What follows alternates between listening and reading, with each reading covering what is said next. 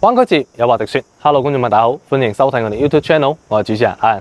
今期節目咧依然留喺斗門尖峰南片區啦，睇翻世榮嘅樓盤啦。咁今次帶俾大家嘅就係佢世榮嘅代表作啦，世榮景觀花園啦。咁其實早期嘅話咧，我哋亦都有嚟拍攝過佢17座高層單位嗰邊啦。咁而家身處嘅位置咧，亦都係個小區園林呢一 part 啦。咁小區園林我哋可以見到啦，一啲公建外立面啦，亦都係做得非常之時尚啦。咁包括成個小區咧，亦都係由我哋洋房加埋高層嘅組成，所以整體一個密度咧、舒適度都會做得比較好啲噶啦。OK， 咁今期節目咧，我哋亦都會帶給大家咧，就係佢17層高嘅洋房大平層單位啦。咁其實現時生活觀念嘅改變情況下咧，洋房個產品力咧喺市面上競爭力都係保持得非常之強噶。咁洋房我哋可以見到啦，基本係以板樓設計啦，保證到一個採光同埋通風效果咧係可以做到極致嘅。咁包括一梯一伙單位啦，基本做到私密性係非常之強嘅，而且整體流動密度係比較低啲，居住嘅舒適體驗感咧係做得比較好啲噶啦。咁包括呢個地方嘅話咧，亦都係呢個樓盤啦，亦都係備受本地 local 嘅中意啦。因為佢位於嘅話就係尖峰南片區最合身嘅位置啦。出門其實步行就可以到達萬達廣場啦。咁揸車3分鐘亦都可以到達三甲醫院，遵醫唔遠嘅。咁包括呢個校網方面啦，出門就係珠江實驗小學啦，亦都係擁有住片區最靚嘅校網噶。咁同時亦都係開通咗跨境巴士，直接可以翻到我哋香港6個站點噶。咁包括往返香港嘅話咧，其實呢一邊過到港珠澳大橋口岸，亦都係需要35分鐘至40分鐘車程噶。OK， 咁我哋就廢話唔多講，即時去片。OK， 嚟到第一個示範單位啦，142方4房2衛設計。咁我而家身處嘅位置係10座嘅3樓啦。咁頭先我喺片頭有講到啦，洋房其中一個特點咧就係做到私密性非常之強啦。咁可以見到 lift 出嚟嘅位置咧就係單獨呢一戶啦。咁包括門口呢個公區空間嘅話，都係可以單獨俾呢一戶使用噶。咁好似咁樣設計啦，呢邊可以做翻一個換氣區域啦，或者係放翻一組鞋櫃都係冇問題噶，因為私密性比較好咯。因為冇人會行到呢一邊嚟搭 lift 啊嘛。OK， 咁交付標準嘅話咧，到時就係智能門鎖防火門啦，亦都係子母雙開門，亦都係最終交標啊。咁呢度門嘅話咧，做得都係比較靚仔啲，同埋感受起身咧都係比較重手，質素都係非常之唔錯啊。OK， 咁入到嚟嘅話就帶咗少少玄關鞋櫃嘅位置啦。咁呢個鞋櫃相比於142方嚟講咧，我覺得走味就會比較細啲，冇咁夠用啦。但我覺得呢個櫃嘅話咧，可以做翻一個玄關嘅形式，或者係掛翻幅壁畫嘅話都係唔錯。將鞋櫃咧可以騰出喺出邊嘅嗰邊擺放都係 OK 噶。好，咁隔離嘅話咧就係我哋第一間客房啦。咁呢間客房我覺得做得唔錯一點咧，就係帶咗少少嘅轉角位啦，咁就私隱性會更加之強噶。咁呢邊其實都可以放翻少少底櫃啦，薄身啲嘅。咁延伸到入邊床位空間米半床都係完全足夠擺放噶。咁如果係少放一個床頭櫃嘅情況下咧，呢邊其實都足夠放翻60公分嘅正常衣櫃嘅。咁飄台嘅話，亦都係全贈送面積啦。望出去就係小區園林呢一 part 啦。因為大部分洋房咧，我哋睇到其實都係望翻小區園林啦。咁佢呢個樓間距嘅話咧，我覺得都係算中規中矩咯。大概我哋目測起身咧，應該係唔超過40米嘅。好，咁呢隻單位咧最大亮點就係佢個餐客廳，我覺得係做得非常出色噶。客廳開間係做到6.4米嘅闊度啊，超級大橫廳設計啊。咁而且呢隻單位係可以做到南北通透2個露台噶。咁我哋可以睇翻呢邊放翻梳化位，嗰邊放翻100寸嘅電視投影儀，都係完全足夠啊！因為呢個空間非常之闊綽，所以可以任由我哋 design 啊。咁延伸到後面嘅空間咧，其實我哋做翻茶室、studio、酒櫃，完全都係冇問題。不過佢呢個示範單位一個 design 咧，可能相對嚟講就比較簡單啲啦，冇點去專門用心 design 佢咯。OK， 咁露台嘅長度嘅話咧，同樣都係同客廳一樣啦，達到6.4米嘅。我哋去開門出去睇下先。咁望出去嘅話咧，頭先有講到啦，大概樓間距應該就係30米至到40米啦，會比較點講咧，中規中矩，唔算特別出色。但係佢望翻呢片小區園林嘅話咧，都尚算係比較開揚啲啦。因為佢啲小高層嘅話咧，亦都係做咗錯開嘅設計，唔會並排過去，比較密集啲啦。同埋基本都係可以望到天空嘅。OK， 咁呢個即係正門位啦，同埋泳池位亦都係喺呢一邊噶啦。好，咁我哋正式睇翻佢個餐廳位先。咁呢隻單位頭先我哋講過啦，南北通透2個露台啊。但係因為客廳同餐廳唔係齊平嘅開間啦，所以呢個餐台位咧個開間手尾會窄少少，所以放翻一個長形方台咧會好啲。如果放翻圓台嘅話咧，靠牆就係做唔到餐邊櫃啦，因為兩邊過道嘅話咧，手尾就會比較逼結啲。OK，咁我哋睇翻佢廚房位啦，咁呢個廚房我覺得都做得非常之出色啦。7字形嘅操作台啦，而且空間咧都係完全足夠嘅呢一邊。咁到時交標嘅話咧，就吊櫃地櫃3件套全部都係交付標準，而且係帶咗洗碗機一個交標嚟㗎。包括佢一啲用料啊，同埋一啲顏色搭配咧，都係做得比較高檔少少，比較高級啲啦。咁呢一邊就預留咗2門雪櫃嘅擺放啦，都係完全充足㗎。OK， 咁包括其實佢整間屋入到嚟啦，雖然話係唔係屬新規產品4.0住宅啦，但係整間屋嘅一個採光面咧都係做得比較充足嘅。好，咁我哋正式睇翻佢個休息區域先。咁休息區域呢邊第二間客房啦，咁呢間客房我哋入到嚟咧都係 feel 到非常之闊綽㗎呢一邊，佢就利用咗飄台位拼埋床位做翻榻榻米兒童房嘅設計啦。咁可以見到空間咧係完全足夠擺放衣櫃啊、學習台都係冇問題嘅，甚至乎其實唔做榻榻米嘅情況下咧，3邊落床位都係完全足夠㗎。咁對面嘅話就係公圍嘅空間啦。咁呢個空間我覺得就中規中矩咯，唔算出色，因為佢個旗杆位咧，因為呢度有承重牆嘅問題啦，所以就整體嘅開間咧會比較窄少少。飄台位亦都係全贈送，方便我哋可以坐低浸腳嘅。咁到時交標嘅話咧，就都係幫我哋做好啦，包括一個鏡櫃啊、座廁同埋洗手盤，同埋佢呢個洗手盤咧，其實摸起身質感係非常之唔錯嘅。佢呢個應該係成個定製好冚上去㗎，同埋呢個造型嘅話咧都幾特別、幾靚仔下嘅。咁到時仲有浴室寶啦，亦都係我哋交付標準。隔離嘅話就係第三間客房啦 ，sorry。咁呢間客房嘅話咧就會細少少，佢就冇拼翻床位啦，冇拼翻飄台啦，係做翻正常床位啦。咁如果係3邊落床咧，可能就會掹緊少少，兩邊落床就完全冇問題啦。同樣望出去都係小區園林啊。OK，咁最尾睇翻我哋主人房啦。咁主人房空間嘅話咧，入到嚟我哋首先睇翻套廁空間先。咁套廁呢一邊啦，我哋可以見到同樣嘅交標啦，都係洗手盆、智能馬桶交付同埋企缸位啦。咁呢個企缸位相對嚟講手尾就會比較出色啲，比較闊身啲啦。但係140方咧放唔到浴缸咧，始終係有少少美中不足，比較遺憾啲啦。OK。咁其實細榮啲交標俾我哋感覺咧，用料都係非常之紮實㗎。咁出到嚟嘅話，其實呢邊都可以放翻一個7字形衣櫃，或者學似佢咁設計啦，衣櫃加梳妝台都係冇問題啦。好，咁過到床位呢一邊傾西床完全冇問題啦，再放翻2個床頭櫃都係 OK 嘅。我哋見到過渡空間剩餘嘅話咧，都係非常之闊出。呢一邊都可以放翻一座底櫃，或者放翻一個衣櫃，都係冇問題啦。咁包括呢個飄台嘅話咧，亦都係曲尺窗台位啊，係 L 型嘅窗戶啊。咁呢一邊望過去嘅話，都係比較開揚啲，因為佢對正嘅話咧，啱好係售樓部同埋一個泳池呢個空間啦，所以整體一個樓間距相對嚟講會比較開揚啲，個角度睇出去嘅視野咧比較全面少少啦。好，咁呢隻單位嘅話咧，為到總價嘅話就200萬左右啦，可以攞得一套142方嘅洋房平層單位啦。但係佢入到嚟俾我感覺嘅話咧，其實同市面上大部分一個洋房單位咧，我覺得係區別不是很大啊，因為都係同樣望翻一個小區園林啦，但係實用性嘅話咧，我覺得尚算 OK 啦，可以做到4房2衛啊。咁我哋接落嚟睇翻佢下一個單位175方，可唔可以俾到驚喜咧？ OK， 嚟到第二個單位啦，175方啊，亦係佢最終交付現場嘅。咁我而家身處嘅話係4樓位置啦，同樣望出去都係呢片冇遮擋嘅河景啦。我哋 feel 到係非常之寧靜噶。咁包括今日天氣比較熱嘅情況下咧，我哋企喺主露台呢邊都係 feel 到係非常之斜風噶。OK， 咁我哋正式睇翻呢隻單位先啦。咁主露台一個長度咧，同客廳開間係齊平嘅，都係達到6.4米噶。咁呢一邊同樣到時都係預留咗洗衣機嘅插梳位啦、龍頭位。OK， 咁我哋就對睇翻佢客廳入邊先。咁到時交樓嘅話咧，就係我哋正常一個外露台啦。咁呢隻單位嘅話咧，係可以做到南北通透2個露台，所以我哋主露台嘅話咧，亦都係可以選擇方窗設計，望翻呢邊河景會更加之直觀啦。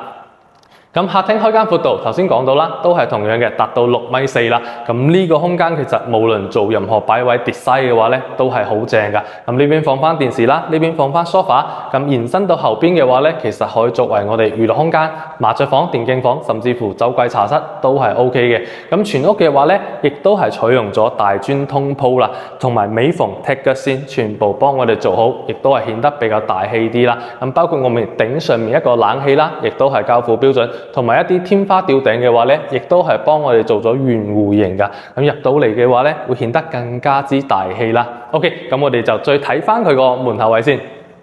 同樣呢隻單位嘅話咧，係可以做到獨梯獨火嘅設計啦。門口嘅電梯前廳位置都係可以單獨俾呢一戶使用㗎。咁鞋櫃嘅話咧，其實頭先講過好多次啦，做喺出邊就 OK 啦。咁子母門、雙開門啦，智能門鎖防火門，亦都係最終交標啦。咁入到嚟呢一邊就做咗一個儲物櫃俾到我哋啦，可以俾我哋放翻平時一啲零散嘢㗎啦。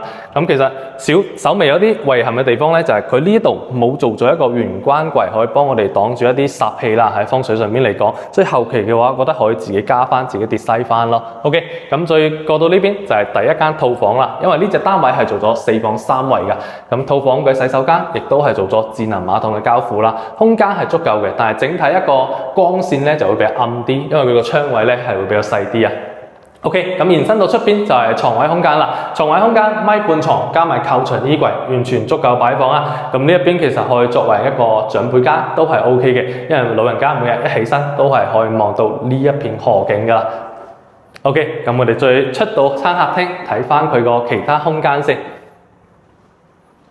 咁餐客廳嘅話咧，都係同樣接近一個超大方廳嘅一個設計啦。咁餐廳位置啦，呢個空間其實足夠我哋放翻一個10人圓台咧，都係冇問題㗎。咁我不過建議咧，可以將呢度推拉趟門打拆之後咧，做翻中西廚嘅結合咧，可能會更加之出色啦。咁廚房空間相對嚟講咧，就唔算特別闊綽咯。U 型嘅操作台啦，咁包括老闆電器3件套，亦都係洗碗機交標啦。咁到時一個涼霸加埋我哋一個雪櫃咧，雪櫃位都係可以放到2門啦。咁整體廚房空間我覺得中規中矩啦，但係交標用料嘅話咧，都尚算紮實嘅。咁到時呢一邊其實可以放翻餐邊櫃啦，再放翻一張 island， 再連接埋我哋餐台都係冇問題，空間完全充足啊。咁再延伸到生活露台呢一邊啦，咁空間其實都完全足夠我哋放翻家政櫃啊，再放翻洗衣機、烘乾機都係冇問題啦。咁到時一個史密斯嘅熱水爐咧，亦都係交付標準。同埋佢呢個生活露台嘅話咧，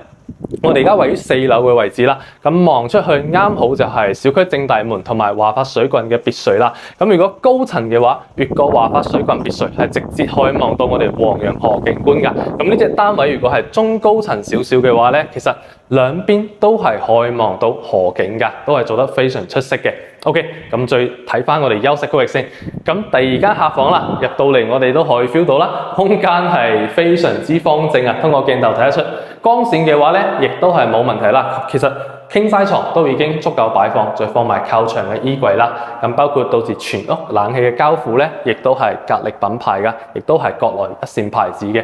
咁對面仲有我哋公衞空間啦，公衞採用咗3進式嘅設計啦。咁包括我哋一個洗手盤，我真係好中意世榮呢個洗手盤，因為佢感受起身一個用料啊，同埋一個造型嘅話咧，我覺得係做得比較好啲嘅。不過就可能呢啲位置咧，佢手尾會比較淺啲。如果積水太多嘅情況下咧，就好易滿瀉出嚟㗎啦。但一個整體質感，我覺得係做得非常之唔錯嘅。同埋兩邊預留嘅空間咧都算大，同埋一個全 size 嘅鏡櫃啦。咁呢邊就坐廁啦，咁再到企缸位啦。但係呢個企缸位我覺得就比較普通啲啦，會比較窄身少少，因為始終呢度係一個主力牆位，同埋一個窗位相對嚟講咧係會比較細啲，就普通咯，唔算出色。不過呢邊就做咗一個3段式嘅推拉趟門，所以一個出入口嘅話，相對嚟講就會比較大啲啦。OK， 咁到時一個門咧，亦都係用翻呢隻顏色啦。相對嚟講質素係唔錯，但係放喺現時嚟講咧，呢啲色調相對就會比較過時少少啦。OK， 咁再延伸到隔離就係第3間客房啦。咁呢間客房手尾嚟講就會比較細啲啦。咁如果唔需要咁多房嘅情況下咧，呢間其實作為一個電競房啊或者 studio 都係 OK 嘅。咁全屋房間嘅話咧就係用咗木地板啦。咁包括踢腳線嘅話咧，亦都係同我哋地板同樣顏色嘅，更加之視覺上嘅一體化啦。OK， 咁最尾睇翻我哋主人房啦。咁主人房喺冇擺任何家私電器嘅情況下咧，空間真係非常充足啊！呢個床位空間其實3米大床，我覺得都係完全足夠啊！咁包括一個開間闊度嘅話咧比較大啲，所以我哋一個窗位嘅採光面積同樣嚟講啦，都會比較大啦。咁同樣望出去都係呢片冇遮擋嘅河景啦，真係非常之寧靜啊！咁再到呢邊，其實凹落去呢個位置嘅話咧，都可以俾我哋做翻儲物櫃、衣櫃，甚至乎化妝台都係冇問題㗎。仲帶咗少少步入式嘅衣帽間嘅空間啊呢一邊。咁如果係做兩排衣櫃嘅話咧，相對嚟講就可能過渡會窄啲，冇咁適合啦。咁可以做翻一面衣櫃啦。咁呢邊可以利用呢個飄台做翻化妝間嘅，因為呢邊係有窗位，可以保證到光線係可以入到嚟啊。sorry， 咁呢一邊就係套廁嘅空間啦。咁呢個套廁老實講真係要彈一彈佢啦，175方嘅大平層單位啦，佢個洗手間咧可以做到咁細喎。同埋佢個企缸位咧，講真就真係唔算出色啦，普普通通。而且呢個無論點 design 都好啦，其實都放唔到浴缸嘅，所以呢一個我覺得係比較大啲嘅硬傷啦。雖然話膠表冇問題，但係呢個套廁嘅空間咧，確實講真就會比較細啲，唔算得上一啲大平層嘅單位啦。OK， 咁同樣主人房一個吊頂嘅話咧，亦都係用咗圓弧形嘅設計啦。咁入到嚟咧，我哋會覺得更加之輕盈啲、大氣啲啦。咁呢隻單位為到最尾總價嘅話咧，就300萬出頭啦。咁可以攞得一套河景嘅大平層單位啦。OK， 咁最尾睇翻一個最大啲嘅單位，228方。OK， 嚟到今期節目最後一個示範單位，亦都係最大隻嘅單位，228方啦。咁同樣當然係可以做到獨梯獨火啦。咁 lift 出嚟呢個電梯前廳空間咧，都係單獨屬於呢一戶噶。咁而家位於嘅話咧，亦都係6座嘅3樓啦。咁呢一邊嘅話，頭先我哋都有講過啦，可以利用呢啲空間做翻鞋櫃啊、換鞋區域都係冇問題啊。咁正式入門睇睇先。咁呢個單位嘅話咧，同樣係子母雙開門啦，智能門鎖防火門，亦都係我哋交付標準啦。咁入到嚟嘅話咧，就係呢邊頭先我哋有講過嘅，用呢個玄關位咧，可以做翻我哋一個掛畫或者係一啲飾品去做裝飾，點綴下咧會更加之好啊！因為其實出面個位置咧就可以完全利用起身做翻鞋櫃啦。咁呢隻單位嘅鞋櫃空間咧就做喺呢一邊啦。但係對於一個220方嘅大平層嚟講咧，3扇門嘅鞋櫃確實空間會比較細啲啊，所以建議都係將鞋櫃空間咧係做喺出邊會比較好啲啦。呢邊就可以當做一個收納嘅空間咁樣去設計咯。OK， 咁第一間客房啦，同樣亦都係套房啊，因為呢隻單位嘅話係做咗4房3衛噶。咁我哋睇翻床位空間先。床位空間其實 king size 床咧係完全足夠擺放啊！做翻2個床頭櫃之後咧，呢邊剩餘嘅空間咧都係可以俾我哋自己跌西翻、退翻去做翻一啲梳妝台啊，或者係化妝間都係冇問題啦。咁同樣呢間客房南向望翻我哋河景呢一邊都係非常之舒服噶，係非常之寧靜嘅。因為樓下嘅話咧，基本就係小區啊，同埋出面河道嘅地方啦，所以都唔會有車輛或者行人經過嘅，可以感受一下。係啦 ，OK， 咁呢隻單位嘅話咧，頭先講到係套廁空間啦，而且仲帶咗驚喜噶，因為佢呢一邊仲帶咗少少衣帽間嘅空間，所以頭先床位空間嗰邊咧係冇放衣櫃啦。咁一間套房嘅話咧，可以做到咁樣嘅空間，我覺得都係非常之正啦。咁呢邊做翻轉角衣櫃啦，咁呢一邊放翻梳妝台，再到呢一邊就係洗手間嘅空間啦，甚至乎佢洗手間呢邊咧都做咗展示，係可以做到雙洗手盆噶，整體一個空間感咧都係做得非常之舒適嘅。OK， 咁包括智能馬桶啦，同埋企缸位呢一啲，全部都係幫我哋做好晒啦。咁可以見到一個空間咧，亦都係差唔多1.8米嘅一個闊度，所以完全夠用啊！幾大隻都足夠轉身，同埋飄台位嘅話咧，都係可以俾我哋坐低浸下腳，都係冇問題。可能稍微遺憾少少咧，就係個窗位咧，講真係比較細啲啦。呢一個我覺得比較遺憾啲啦。OK， 咁再睇翻佢個餐客廳先，餐客廳亦都係呢隻單位，我覺得真係入到嚟俾到我哋驚喜嘅地方啊！8米嘅開間闊度啊，真正做到一個大平層單位啦。甚至乎我覺得呢個客廳咧，真係小朋友可以喺呢度圍繞住一圈踩單車啦。整體嘅感覺入到嚟真係非常之舒服啊。咁呢邊放翻梳化位，嗰邊放翻電視啦。咁呢個就真係無論幾大嘅電視咧，都係完全足夠啦。最重點就係佢做咗一個落地風窗設計，望出去就係呢一片河景嘅景觀啦，完全冇遮擋。好似佢咁樣嘅設計啦，咁呢邊其實可以放翻跑步機啊，或者放翻台凳凳。夜晚呢邊嘆杯紅酒，日頭飲杯咖啡，望翻呢片河景，確實心情非常之唔錯啦。咁呢啲大平層單位嘅話，而且係洋房設計，可以做到有咁樣嘅景觀咧，其實真係非常之難得啦。咁直接都可以同大家講翻個價錢啦，總價大概就400萬出頭左右啊。咁呢節大單位嘅話咧，佢係差唔多接近長方廳嘅設計啦，所以成間屋俾我哋 design 嘅話咧，其實係好好設計嘅。咁同樣都係做咗南北通透2個露台啦。咁呢一邊就係廚房空間啦。咁佢就做咗一個中西廚嘅結合啦。但係220方咧，真正一個廚房空間咧，相對嚟講覺得就會比較細少少啦。咁到時都係 U 字型嘅操作台啦，吊櫃地櫃3件套，亦都係最終交標啦。咁呢個空間其實都放到3門雪櫃都係冇問題啦。